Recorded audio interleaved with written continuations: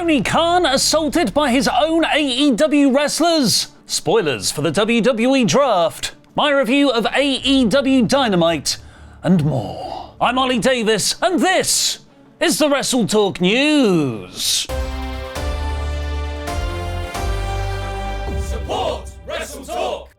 The closing segment of the 24th of April episode of AEW Dynamite saw one of the promotion's biggest ever angles. The Elite of Kazuchika Okada, the Young Bucks, and Jack Perry beat up AEW President Tony Khan. This directly stems from the real-life brawl-out incident that got CM Punk fired last August. The person he brawled with, Jack Perry, was legitimately suspended by AEW. The next time we saw him in wrestling was for New Japan in January, where he tore up his AEW contract. It was reported that Khan was genuinely upset with Perry, and many felt the punishment of him being kept off AEW TV for 8 months was excessive. But now I'm starting to think those kind of reports were a work. Around the same time, the Bucks debuted their new corporate Succession-style heel characters, renaming their Meltzer driver move as the TK driver, after Tony Khan. They then added Okada to their group, kicking out Kenny Omega for not showing up to work when he was seriously ill in real life, and then, in recent weeks, teasing Jack Perry's return, like showing the real CCTV footage of Brawl Out. Still a bad idea. This led to Perry returning at the Dynasty pay-per-view and helping the Bucks beat FTR to win the tag team titles. Which brings us to now. The closing segment of Dynamite was set to be Perry and Khan reconciling. Initially, it seemed to be going well. Look how definitely not evil Perry's smile is when they hug.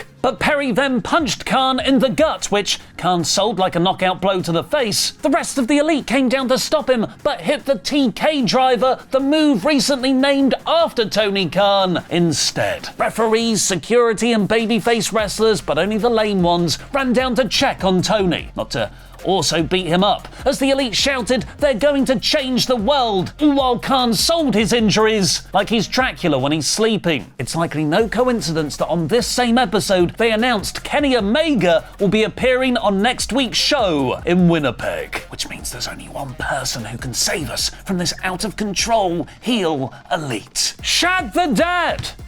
Shad the Dad! Shad the Dad! Shad the Dad. Because move aside The Undertaker in the WrestleMania 40 Night 2 main event, the most shocking wrestling appearance of 2024 happened here, when Tony's real-life billionaire dad, Shad Khan, showed some genuinely good acting chops, looking concerned for his son, getting over the realism. In a promo posted on social media afterwards, the Elite explained their actions, where Perry said, "You took 8 months of my career and you just got what was coming to you." And Matthew Jackson said, "It was just us trying to get this place back to what it was supposed to be." What I'm about to say, I mean with all honesty and good intent. This was TNA levels of great. Like the good parts of TNA. It was both genuinely awesome and really goofy. It positions the Elite as company-controlling heel authority figures, giving the whole AEW dynamic its first shake-up in 5 years. And it also had Nick Jackson split his pants. It positions Jack Perry as a main event character, while having Khan do some of the goofiest selling of all time. It felt like a hugely serious moment with Shad being out there. Yet both him and Tony will be appearing on TV for the NFL Draft over the weekend, so Tony will presumably have to wear a neck brace on mainstream media. According to Fightful, Khan was still selling his injury backstage,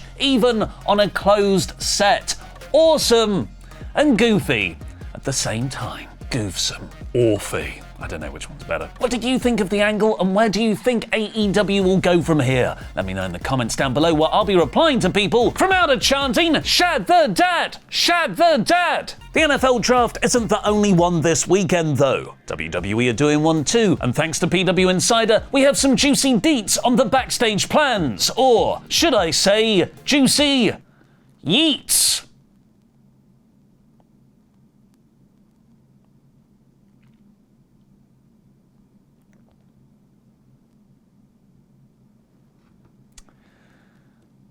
Where's Shad the Dad when you need him?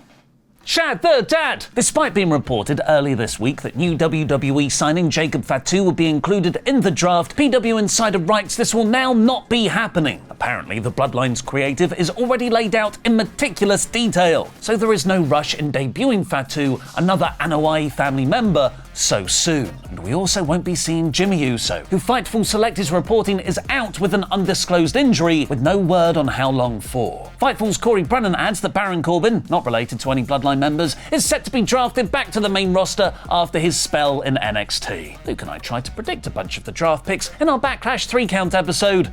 Here's a clip. Main roster, cool rebound.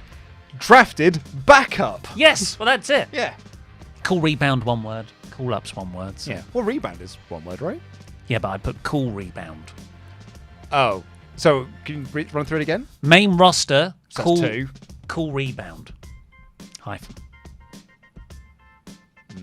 Go watch that 3-count episode right after this video, because now it's time for my review of AEW Dynamite in about 5 minutes. This week's episode aired from Daly's Place in Jacksonville, the spiritual home of AEW, so it was fitting the show was built around wrestling for the promotion's very heart. Carter and the Jacksons arrived in the cold open for the Smile Goat, Jack Perry, to be dropped off right after. Security tried to stop him, but the EVPs overruled them. And later on, we saw the group emerge from Tony Khan's office, where it was announced Perry and Khan would meet in the ring tonight. The first in-ring segment saw Trent already beating up Orange Cassidy down the entrance ramp, where he demanded Chucky T make his choice. Cassidy was meant to be the best friends mascot, yet they've become his backup act, which brought the payoff of 5 years of long-term storytelling. Chucky trying to say the S word on TV. He said he always thought Trent was a piece of shizzle and he'll fight him in a parking lot brawl on Rampage, aka usually the Phantom Zone for Dynamite feuds, but this will actually air as the 3rd hour of Saturday's Collision. The episode's first match was also the only major gripe I had with this show. Swerve Strickland's first appearance since winning his first AEW World title at the end of Sunday's Dynasty pay-per-view was an eliminator match against Will Ospreay from 3 years ago. I mean Carl Fletcher. It was a decent match, and it really explains why wrestlers would want to be in the Dom Phallus family. Yes, he's a carny piece of S-word, but he gets his boys' title shots. How long the current lineup will last, however, is a different question. Don discussed expanding his faction on commentary, and he had tense moments with both Kyle and Ospreay on this episode. I'm talking a lot about the Dom Phallus family here, but AEW should have booked a segment that has me talking about Swerve. I love Fletcher, but having him up against Strickland suddenly made it feel like a mid-card part of the episode. This should have been a world title celebration promo, or an angle to set up Swerve's first challenger. Felt like they didn't book one day beyond Strickland winning the belt. Swerve won with a last call. Hopefully we get a deranged Hangman return next week. Thunder Rosa and Deonna Purrazzo brought backstage to set up a Rampage match. Mina Shirakawa had a really good showing beating Anna Jay. She tried to have a champagne celebration with Mariah May afterwards, but Jay beat them both down, leading to a very babyface style save from Toni Storm. Serena Deeb then appeared on the ramp, seemingly setting herself up as Tony's next title feud. Or, if her AEW history is anything to go by,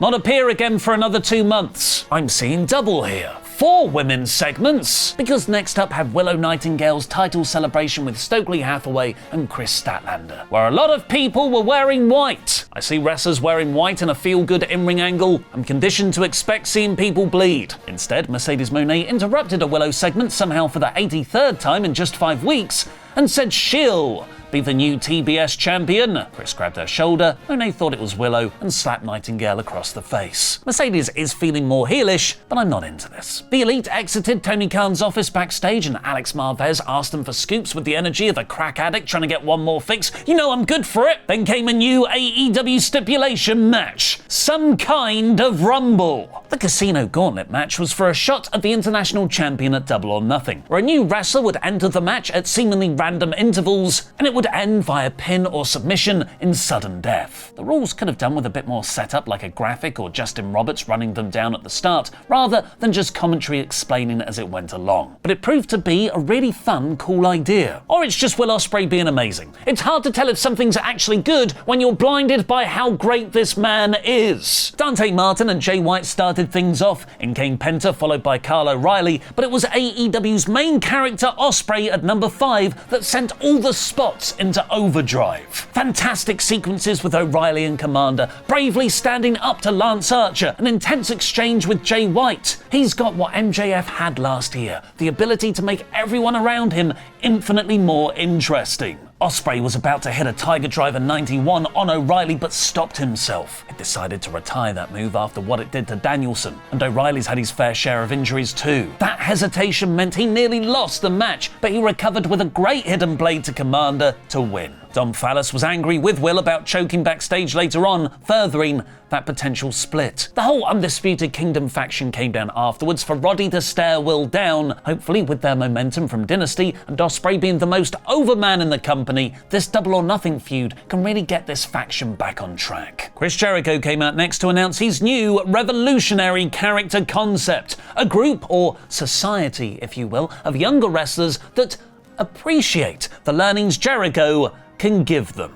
It's the Chris Learning Group. Big Bill seems to be the first recruit. Jericho's faux babyface act is a fun idea, but it's too repetitive of his previous gimmicks, and I still think he needs a break from TV. Jon Moxley then entered through the crowd holding a title in Daly's place. AEW really need to be putting pandemic flashback trigger warnings up front for stuff like this. He was defending his IWGP heavyweight title against Powerhouse Hobbs. Hobbs' first ever world title match again, thanks to Dom Fallis. It was great seeing Mox back wrestling in AEW, and it was different to see him being worked over by a more dominating opponent. Unfortunately, it looked like Hobbs injured his knee outside, and the match ended with Will passing out in the Bulldog choke anticlimactically. I'm hoping it's an angle, but the way the camera didn't show Hobbs afterwards and that the match felt like it had a few more minutes in it suggests they went home early. Takeshita posed on the ramp afterwards in full anime villain mode, seemingly setting him up versus Mox soon. But we'll surely get Mox versus Shibata before that, as Shibata was once again flirting with Renee backstage via translator app. He'll face Jericho next week for calling Shibata dead weight earlier. And the main event saw the Jack Perry versus Tony Khan squash match I covered at the start of this video. This week's Dynamite is 84%. Now go watch Luke and I predict Backlash and a fair bit of the WWE Draft in 3 words or less